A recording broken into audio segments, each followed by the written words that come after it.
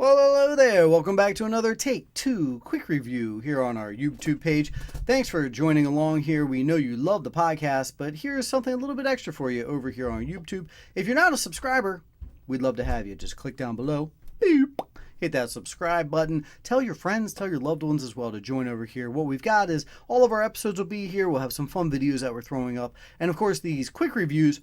Majority of these reviews are also going to be on the podcast, but here's just some little teaser stuff for you guys to listen to. This review today is going to be of Howard, a documentary that is now out on Disney Plus.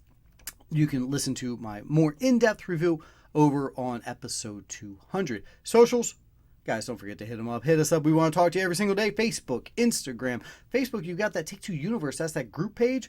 Join there, man. We'll add you, and you can chat with other fans at the exact same time. Have a lot of fun conversation, talk about anything, TV, film, or Hollywood at all. Don't forget 434-602-1931.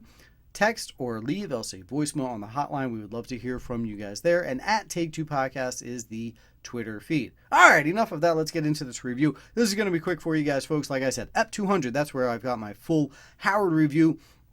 I was able to talk Tony into watching this. Didn't take a lot of arm twisting. He already wanted to in the first place. But glowing review I do give on Howard. It's on Disney Plus now. It is all about Howard Ashman. And he was the lyricist that wrote so many thongs. Wow, good one.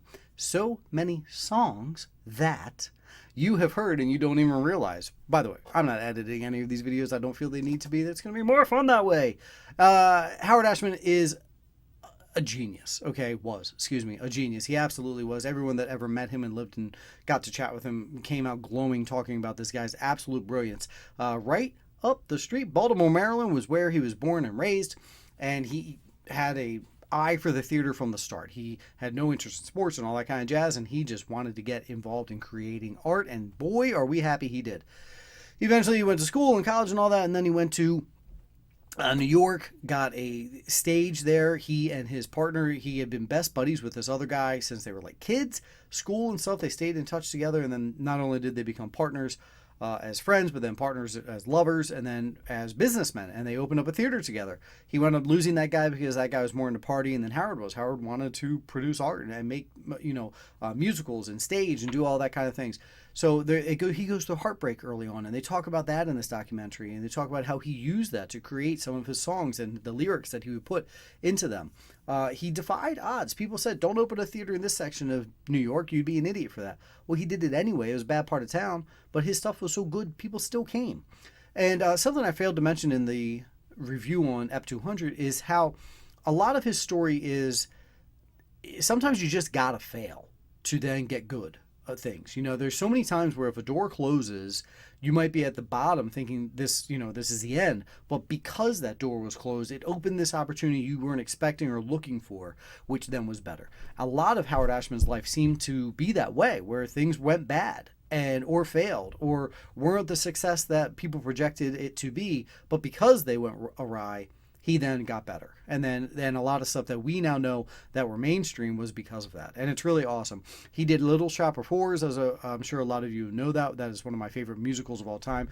So I was interested in this. Then he goes over to Disney. Over there he does Mermaid, he does Aladdin, he does Beauty and the Beast. All the time he's with Disney, though, he's also hiding the fact that he's gay. He's hiding now also the fact that he's contracted HIV. And he obviously doesn't want to tell the people at Disney.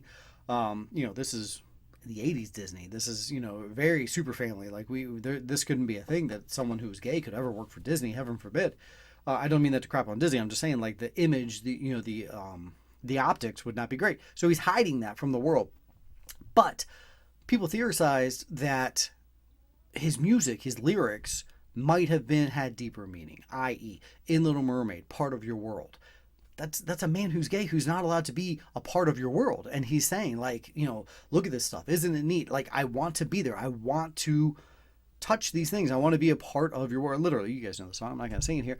Either way, but it's a lot of him projecting that kind of stuff. Now, this has never been confirmed and never will be by Howard, obviously, because he passed away at a way too young of an age.